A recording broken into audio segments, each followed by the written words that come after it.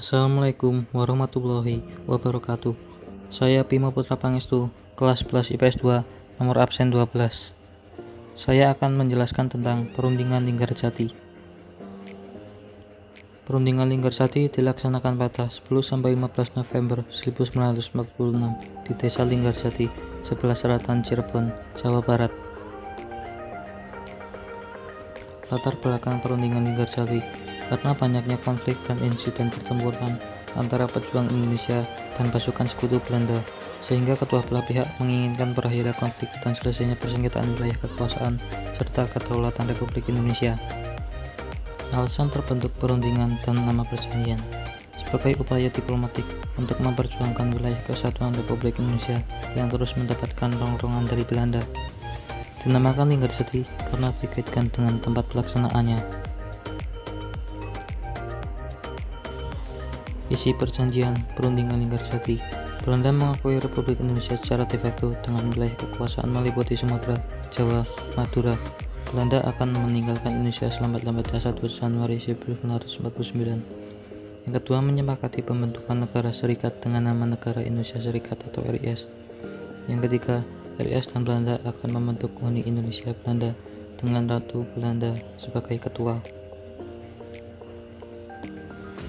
Tokoh-tokohnya yaitu Inggris sebagai pihak penengah diwakili oleh Lord Cairns, Indonesia diwakili oleh Sultan Syahrir sebagai ketua, Muhammad Rom, Dr. A.K. Ghani, dan Mr. Susanto Tirto Praja.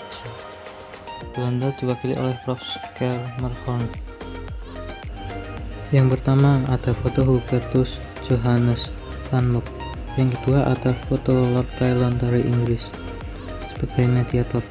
Yang ketiga bawah sendiri ada Archibald Clarke sebagai penanggung jawab.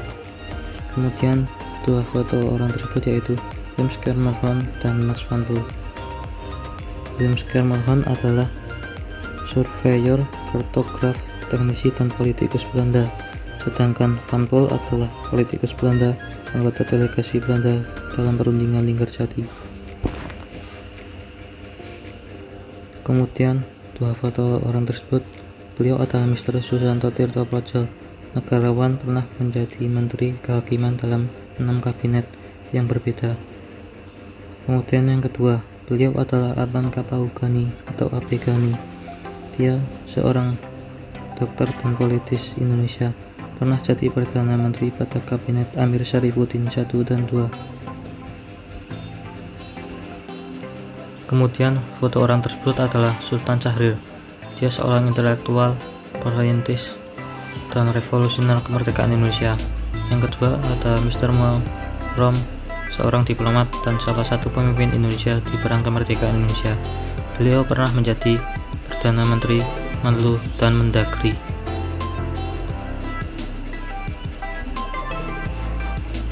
Dampak positif dari perjanjian tersebut yaitu citra Indonesia di mata dunia internasional semakin kuat. Yang kedua, Belanda mengakui negara Republik Indonesia memiliki kuasa atas Jawa, Madura, dan juga Sumatera. Yang ketiga, selesainya konflik antara Indonesia dan Belanda, meskipun setelahnya Belanda melanggar perjanjian. Dampak negatifnya yaitu yang pertama, Indonesia hanya memiliki wilayah kekuasaan Jawa, Sumatera, dan Madura saja. Yang kedua, Belanda dapat menyusun kembali kekuatan di Indonesia. Yang ketiga, ditariknya dukungan terhadap Sultan Syahrir. Demikian video yang dapat saya buat. Banyak kurangnya mohon maaf. Terima kasih. Wassalamualaikum warahmatullahi wabarakatuh.